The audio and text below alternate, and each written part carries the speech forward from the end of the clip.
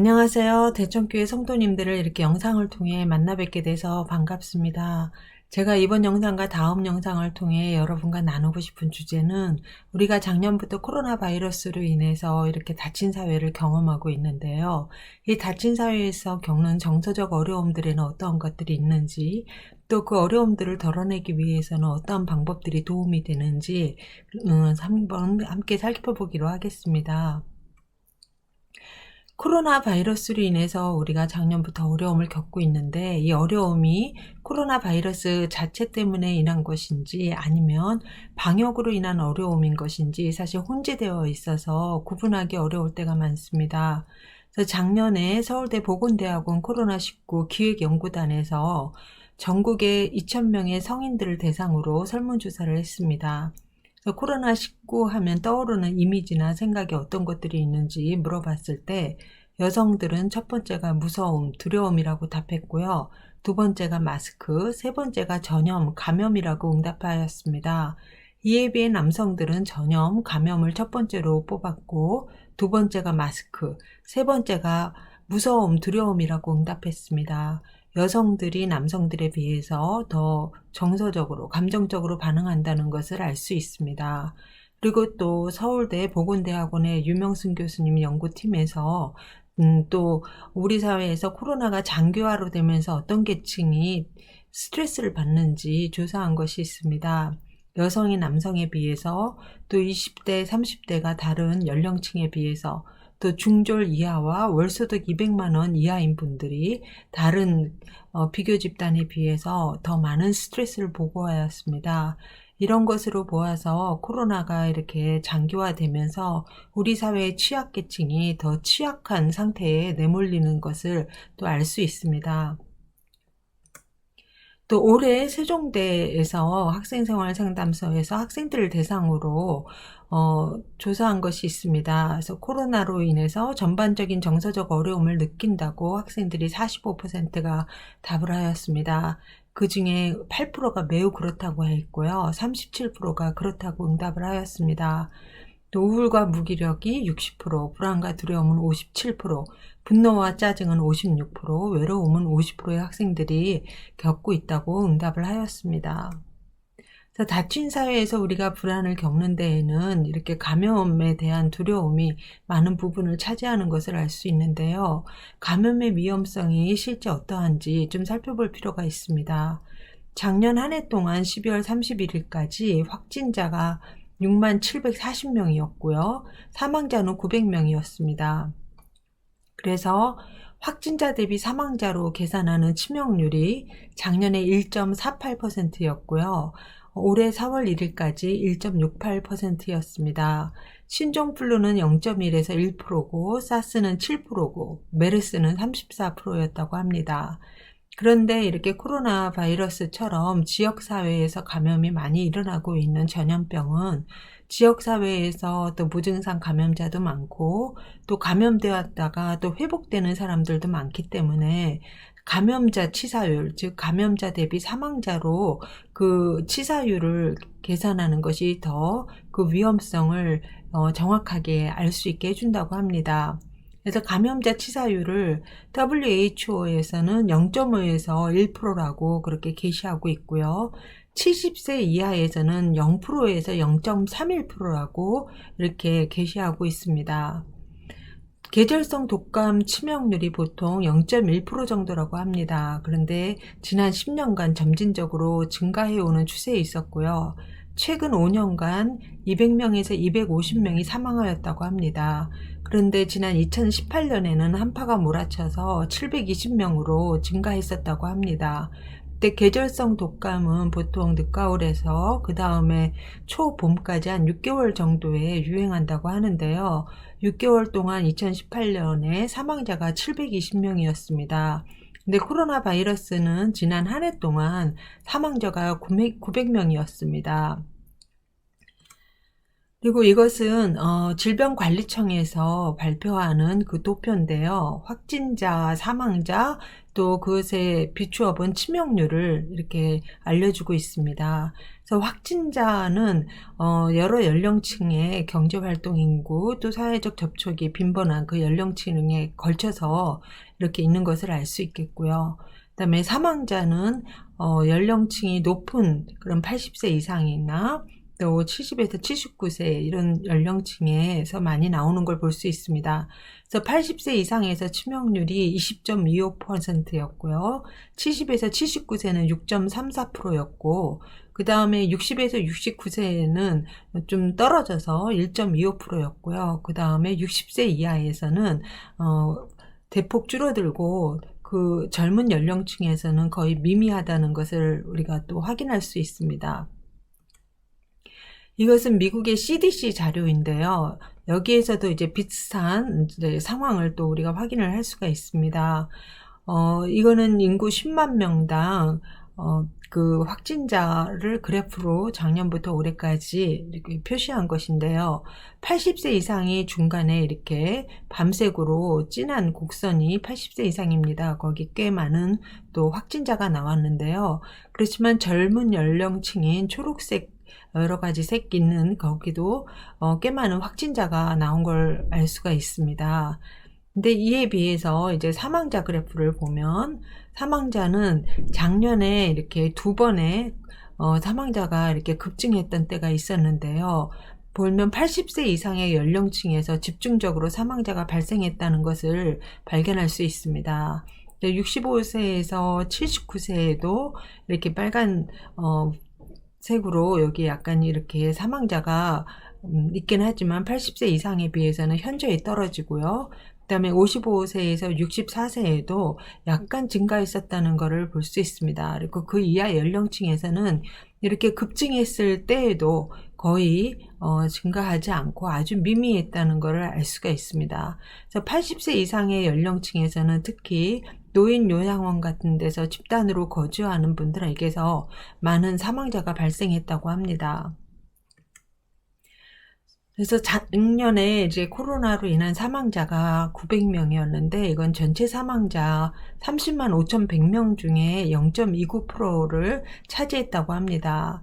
그래서 사망 원인별 통계는 사실 매년 9월에 나오기 때문에 작년에 사망 원인별 통계가 어땠는지는 조금 더 기다려봐야 알겠는데요.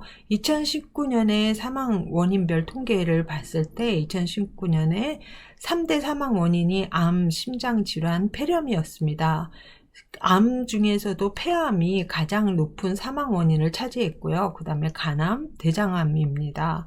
그리고 폐렴은 보통 때에도 이렇게 중요한 사망 원인을 차지했고요. 그래서 인구 10만 명당 45.1이었다고 합니다. 그래서 2019년에 전체 사망자 29만 5,110명 중에 7.9%를 차지했다고 합니다. 그래서 우리가 작년에 이제 30만 5,100명 중에 이렇게 코로나 바이러스로 인한 사망자가 0.29%였다는 걸 볼 때 폐렴 중에 이게 또 얼마나 비중을 차지할지 그런 것도 올 가을 되면은 좀 확인할 수 있을 것 같습니다.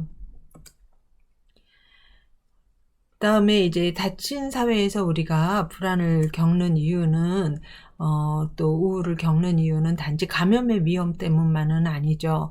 경제적으로도 많은 어려움을 겪게 되면서 또 많은 분들이 불안해하고 우울해하고 있습니다. 작년 5월 달에 잠재적 실업자가 469만 명일 것이라고 이제 추측을 했었고요. 실제 올해 2월 고용 동향을 보면 전년 동월 대비 1.5%의 고용률이 하락을 보였고요. 실업률은 상승했고 또 취업자도 전년 동월 대비 감소했었다는 것을 알 수 있습니다. 특히 청년들이 많은 어려움을 호소하는데요. 청년 고용률이 전년 동월 대비 이렇게 하락을 했고 또 취업자 수도 많이 감소했고요. 경제활동 인구도 감소했고 청년 실업률은 그에 비해서 또 증가했었다는 것을 또 알 수가 있습니다. 청년들뿐만 아니라 기업하시는 분들 또 자영업자들도 많은 어려움을 호소를 했는데요. 기업 10곳 중에 8곳이 코로나로 인해서 피해를 보았다고 보고를 했고요. 4곳이 비상경영을 하고 있다고 했습니다. 작년 9월에 중소기업의 34%가 향후 1년 이상 기업 유지가 힘들 것이라고 그렇게 보고를 했습니다. 그리고 지난해 월평균 전국 자영업자가 전년보다 7만 5천 명이나 감소했었고요. 창업보다 폐업이 7만 5천 명이 많았습니다. 그중에 특히 경기도에서 굉장히 많은 분들이 어려움을 겪어서 자영업자 감소 인원이 가장 많았다고 합니다. 이런 어려움들 때문에 자살자 수가 증가하지 않았을까 굉장히 많은 염려들을 했는데요. 이 그래프를 보시면 2019년의 자살자와 또 2020년의 자살자 수를 이렇게 비교해서 보여주고 있습니다. 위에 파란색이 남성이고 밑에 이제 빨간색이 여성인데요. 남성과 여성 모두 2020년에 2019년보다 자살자 수가 절대수도 감소했고 사망자 중에 그 차지하는 비중도 감소했다는 것을 발견할 수 있습니다. 여성들이 작년 3월, 4월에 약간 증가해서 이 추세가 계속되면 어떡하나 했었는데 다행히 전반적으로는 또 이렇게 감소한 모습을 우리가 발견을 할 수가 있습니다. 이 그래프는 2018년, 2019년, 2020년 이렇게 3개년을 비교해 준 그래프입니다. 3개년을 비교했을 때도 작년에 자살자 수가 2018년과 2019년에 비해서 감소했다는 걸 또 확인할 수 있습니다. 그런데 이런 이제 결과를 보고 우리가 작년에 우리가 그렇게 힘든 줄 알았는데 별로 안 힘들었구나 이렇게 단순하게 결론을 내릴 수가 없습니다. 전쟁 상황이 있는 그런 국가 또 전쟁 상황에서는 자살률이 감소한다는 그런 연구 결과도 있습니다. 전쟁 상황 중에서는 죽음에 대한 공포가 굉장히 지배적이기 때문에 오히려 삶에 대한 그런 의지나 동력들이 더 많이 발동할 수도 있고 그래서 자살자 수가 주는 거 아닌가 합니다. 그런데 이렇게 작년에 우리가 굉장히 코로나 바이러스 때문에 팬데믹 상황들을 오고 그러면서 미디어에서 항상 확진자와 사망자 수를 발표하고 그러면서 모두 죽음에 대한 공포를 느꼈던 한 해였던 것 같습니다. 그래서 그런 것들이 영향을 미쳐서 이렇게 자살자 수가 감소했는지 아니면 또 다른 원인들이 있는지 이것은 아마 더 좀 연구가 필요한 부분이 아닐까 싶습니다. 또 닫힌 사회에서 우리가 겪는 어려움 가운데 하나는 또 우울인데요. 우울의 원인은 참 복합적입니다. 그래서 첫 번째는 영적인 원인을 들 수 있습니다. 우리가 하나님과의 관계가 멀어지고 하나님과의 관계가 이렇게 소원해지고 그러면은 우리가 우울에 빠지기가 쉽습니다. 또 신체적인 원인을 들 수 있습니다. 신체적으로 유전성도 영향을 미칠 수 있겠고요. 또 신경전달 물질도 영향을 미칠 수 있습니다. 특히 세로토닌이 굉장히 이렇게 저활동성을 보인다든지 그럴 때 또 우울해지기 쉽고요. 또 호르몬의 영향도 있을 수 있습니다. 그래서 갱년기 우울증이나 산후 우울증 같은 게 있을 수 있고요. 또 멜라토닌이 부족하다든지 그래도 우울해질 수 있습니다. 또 우리가 관계에 있어서 상실을 경험할 때 그때 또 우울해지기 쉽고요. 또 좋은 대상으로부터 좋은 돌봄을 받으면서 우리가 자랐어야 되는데 그러지 못할 때도 우울의 영향을 받기가 쉽습니다. 또 우리가 사고방식, 인지에도 영향을 받는데요. 특히 아론백이라는 사람은 우리가 인지 왜곡이 있을 때 이렇게 우울해지기 쉽다고 했습니다. 인지 왜곡의 예들을 들어보면요. 첫 번째 이분법적 사고를 들 수 있습니다. 모든 것이 좋고 나쁨, 성공, 실패 이런 것처럼 양쪽, 이중 그런 기준만 있는 사람들 있습니다. 이런 사람들은 만약에 좀 실패한다든지 내가 나쁜 상황이 된다든지 그러면은 그런 것들을 받아들이기가 어렵고 우울에 빠지기 쉽다고 합니다. 또 우울에 빠지기 쉬운 사람들은 긍정적인 면은 축소하고 부정적인 면은 과장하는 경향이 있다고 합니다. 그래서 뭔가 나한테 좀 잘한 면이 있고 좋은 면이 있고 그래도 그건 별거 아닌 것처럼 그렇게 축소하고요. 또 뭔가 나한테 나쁜 일이 생기거나 안 좋은 면이 있고 그러면 그거는 굉장히 확대해서 생각하는 경향이 있더라는 것입니다.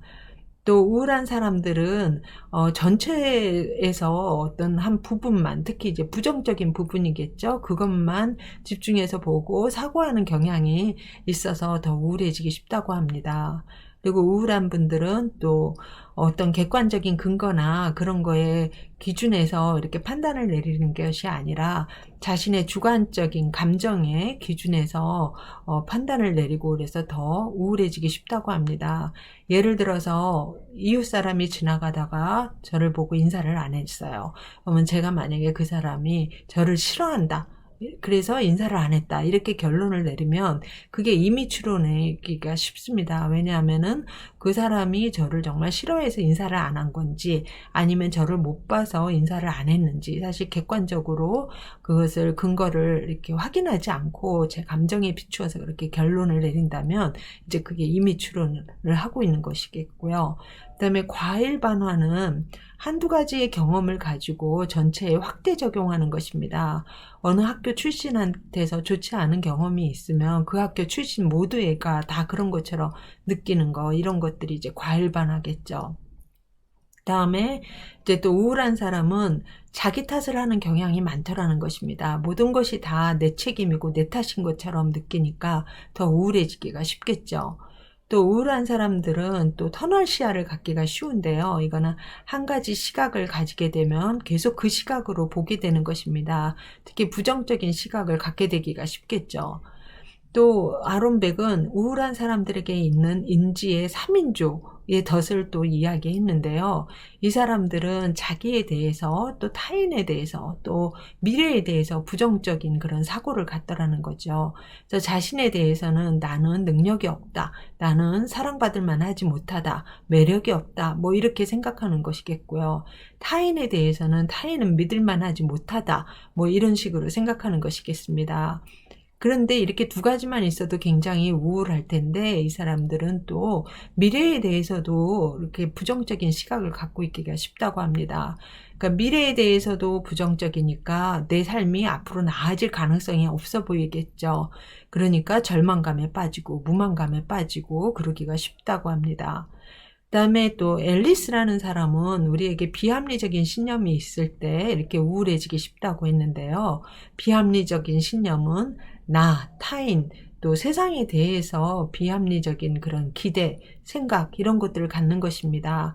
그래서 나에 대해서 비합리적인 신념을 갖는 것은 나는 잘해야 돼, 나는 능력이 있어야 돼, 나는 성공해야 돼, 이런 생각을 가지고 있는 사람이라면 내가 만약에 실패하거나 좋지 않은 상황에 이렇게 처하게 되면 그것을 받아들이거나 대처하는 데 굉장히 취약하고 우울해지기 쉽겠죠. 또 이제 타인에 대해서 비합리적인 신념을 가지고 있는 사람들은 다른 사람들은 나를 좋아해야 돼, 다른 사람들은 나에게 친절해야 돼, 이런 이제 기대를 갖게 되면 만약에 나를 싫어하는 사람을 만난다든지 나에게 무관심한 사람을 만나면 그것을 굉장히 받아들이기 어려워할 것입니다. 나를 좋아하는 사람이 있으면 나를 싫어하거나 나에게 무관심한 사람이 있는 것이 오히려 자연스러운 그런 상황인데 이런 분들은 그것을 굉장히 어려워하겠죠. 그리고 세상에 대한 비합리적인 신념은 이 세상은 안전한 곳이어야 돼, 내지는 이 세상은 공정한 곳이어야 돼, 이런 이제 그런 기대를 갖고 신념을 가지면 만약에 나에게 이렇게 불행한 일이 닥치고 사고가 닥치고 그러면 그것을 굉장히 받아들이기 어려워할 것이고요. 또 이 세상에서 악인이 형통하는 것을 보고 또 불공정한 일들이 일어나는 걸 보면 굉장히 그걸 대처하기 어려워하고 그럴 것입니다. 근데 이 타락한 세상은 사실 안전하지도 않고 또 이렇게 악인이 형통할 수 있는 그런 세상인데 그것에 대해서 이렇게 비합리적인 신념과 기대를 가지고 있으면 오히려 시험에 들기 쉬운 그런 상황이 되겠죠. 그리고 또 우울에 영향을 미치는 요소 가운데 하나는 보상입니다. 우리가 뭔가 열심히 하고 노력을 기울였을 때 그것에 따른 이렇게 보상이 따르기를 원합니다. 그래서 그 보상이 따르지 않거나 오히려 거꾸로의 결과가 있을 때에는 굉장히 이렇게 좌절하고 우울해지기가 쉽습니다. 그리고 또 우리가 즐거운 사람들을 만나고 그러면은 우리 마음도 즐거워지고, 또 우리가 우울한 사람들하고 계속 만나다 보면 우리 기분도 굉장히 가라앉기가 쉽고 그러는데요. 이렇게 주변의 영향을 또 우리가 많이 받기도 합니다. 또 우리가 사회문화의 영향을 들지 않을 수가 없는데요. 우리가 사회에서 장기적으로 스트레스가 계속된다든지, 아니면 사회에서 굉장히 열악한 위치에 처한다든지, 그러면 더 이제 우울해지기가 쉽겠죠. 그래서 그 사회문화의 그런 영향을 받고요. 그래서 미주 한인들이 그 본토 출생인 분들하고 비교해 봤을 때 3배 이상 더 우울하더라, 이런 연구 보고도 있었습니다. 그만큼 그곳에 이주해 가서 또 문화 적응상의 어려움들, 언어의 어려움들, 이런 거 겪으면서 또 우울에 더 취약해질 수 있다는 것을 연구 결과가 반영한 것일 수 있습니다. 또 이렇게 우울의 원인은 굉장히 복합적인데요. 이 복합적인 원인들이, 어떤 사람들은 신체적인 원인이 더 우세할 수도 있고, 어떤 사람들은 관계의 상실에서 오는 그런 우울이 더 우세할 수도 있고, 사람에 따라서 나타나는 또 그 원인들은 굉장히 다를 수 있습니다. 또 이 우울에 이렇게 영향을 주는 요소들은 서로 영향을 또 주고받을 수 있습니다.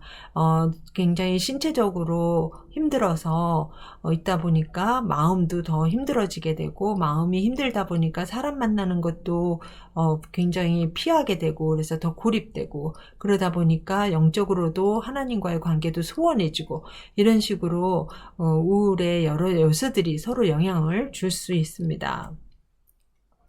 또 닫힌 사회 자체가 주는 우울이 있는데요. 이것은 우리가, 인간은 원래 서로 관계하면서 살고 접촉하면서 살고 상호 의존성을 가지고 서로 의지하면서 살게끔 되어 있는 게 인간이기 때문에 그렇습니다. 그래서 우리가 이렇게 서로 만나는 것도 자유롭지 못하고 예배드리는 것도 자유롭지 못한 이 상황 자체가 우리로 하여금 인간 본성을 제한하고 또 이렇게 박탈하는 그런 결과를 낳기 때문에 더 우울해지기 쉽습니다. 그래서 하나님도 삼위일체의 하나님으로 이미 관계성을 내포하고 있고요. 우리는 하나님께서 우리를 그 하나님 창조자와 피조물의 관계 속에서 우리를 만드셨고, 그때부터 창조 시부터 지금까지 늘 삼위일체 하나님과 우리가 관계를 주고받는 그런 존재이기 때문에 우리는 관계를 떠나서는 살 수가 없습니다. 그래서 공동체에서 늘 서로 접촉하며 또 상호 의존하면서 살아야 되는 그런 존재들인데, 이 모든 것들이 제한을 받고 있으니까 우리는 굉장히 영적으로 또 이렇게 정서적으로 영향을 받기 쉬운 상태에 있습니다. 우리와 비슷한 시대에 이런 어려움을 겪었던, 우리와 비슷한 어려움을 겪었던 성경 속에 인물이 있습니다. 바로 엘리야입니다.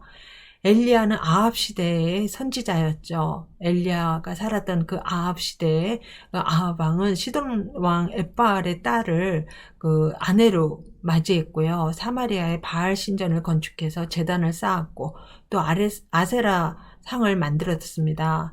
그래서 열왕기상 16장 33절에 보면, 이전에 이스라엘 모든 왕보다 심히 이스라엘 하나님 여호와를 노하게 했다, 이렇게 얘기하고 있습니다. 그래서 아합의 아내 이세벨이 여호와의 선지자들을 다 멸했다고 또 말씀하고 있고요. 그 당시에 바알 선지자는 450명이나 되고 아세라 선지자는 400명이나 되고 그랬습니다. 그래서 하나님께서 엘리야에게 피할 길을 주시고 이렇게 그릿시네가에서 살게도 하시고, 또 3년간 시돈 땅 사르밧에서 사르밧 과부로부터 이렇게 공향을 받으면서 살게끔 했는데요. 그래서 엘리야는 이스라엘 공동체로부터 떨어져서, 또 선지자 공동체로부터 떨어져서 이렇게 고립된 그런 삶을 살았습니다. 그랬던 엘리야는 이제 결국 이렇게 우울한 그런 상태에 있게 됐는데요. 엘리야의 우울을 어떤 점에서 우리가 발견할 수 있느냐면요. 열왕기상 18장의 22절, 또 19장의 10절, 14절에 보면 엘리야가 나만 홀로 남았다, 이런 말을 3번을 반복하는 것을 볼 수 있습니다. 이 나만 홀로 남았다는 거에서 엘리야가 굉장히 정서적으로 고립돼 있고 외롭고 또 공동체로부터 이렇게 떨어져 있는 그런 상태에 놓여 있었다는 것을 우리가 알 수 있고요. 또 엘리야에게 터널 시야와 임의 추론이 이렇게 작용하고 있는 것은 아닌가 생각해 볼 수 있습니다. 엘리야는 혼자 이렇게 고립되어서 외롭게 있다 보니까 그 시각으로 계속 보게 되는 거죠. 그래서 나만 홀로 남은 그런 느낌으로 또 이렇게 결론을 내리게 됐습니다. 그런데 그 시대에 사실 엘리야 말고 또 다른 선지자들을 하나님이 남겨두셨는지, 또 다른 신실한 이스라엘 백성들이 남아있는지, 그것도 사실 엘리야가 확인할 수 없었고 그랬는데, 엘리야는 이제 자신의 감정에 비추어서 나만 홀로 남았다고 이렇게 결론을 내렸던 것 같습니다. 그리고 엘리야에게는 이제 비합리적인 신념이 작용하고 있지 않았을까 싶은데요. 엘리야가 경험했던 것들은 이렇게 하나님의 능력을 힘입어서 바알 선지자들과 대결했을 때, 기도했을 때 여호와의 불이 하늘로부터 내려왔고요. 그래서 바알 선지자들을 다 죽였고, 또 그렇게 3년 동안 이렇게 가뭄이 있었는데 큰 비가 내리는 것을 또 예견하면서 큰 비가 내릴 때 아합 왕이 이스라엘로 돌아갈 때 마차를 타고 돌아가는데 아방 앞에서 허리를 동이고 이렇게 달려갔던 그런 엘리야입니다. 또 사르밧 과부의 아들도 기도해서 또 살려내기도 했었죠. 그래서 엘리야가 이렇게 경험했던 하나님은 능력의 하나님이십니다. 그래서 엘리야는 하나님이 그 일하시는 방식을 강한 바람, 지진, 불, 이렇게 능력의 하나님으로 일하시는 그런 것들을 기대했을 수 있습니다. 그런데 이렇게 능력을 행하고 난 다음에 엘리야가 만난 것은 이세벨이 죽이겠다고 한 것이었습니다. 그러니까 엘리야가 하나님의 일을 이렇게 감당하고 난 다음에 그에 따른 보상이 있기는커녕 오히려 죽음이 기다리고 있는 그런 결과를 맞닥뜨리게 되었습니다. 그래서 엘리야는 결국 로뎀나무 아래에 앉아서 죽기를 원했습니다. 그래서 이세벨에게 쫓기는 삶을 사느니 죽는 것이 낫다, 이렇게 엘리야는 생각했던 것 같습니다. 그래서 이런 상태가 이제 탈진에 이르는 상태인데요. 탈진에 이르게 되면은 정서적으로 완전히 고갈되고요. 그리고 굉장히 사물을 보고 이럴 때, 상황을 볼 때 비인격화 현상이 일어납니다. 그러니까 감정이 완전히 분리되어서 엘리야가 이런 것처럼 내가 선지자고 뭐고 나 이제 별로 상관하고 싶지 않아, 이스라엘의 운명 이런 거 나 이제 관심 없어, 이런 이제 마음 상태가 되기가 쉽고요. 또 개인적 성취감도 완전히 결여되는 그런 상태에 이르게 되기가 쉽습니다. 그래서 엘리야도 이런 어려움들을 겪었는데요. 우리도 작년부터 올해 이르기까지 얼마나 우리가 많은 어려움들을 겪었습니까? 이런 어려움들을 잘 이겨나가야 될 텐데요. 이런 어려움들을 이겨나가기 위한 방법들에는 어떤 것들이 있는지, 또 하나님께서 어떻게 엘리야를 또 이렇게 도와주시고 일깨워 주셨는지, 이런 것들을 다음 영상에서 함께 살펴보도록 하겠습니다. 감사합니다.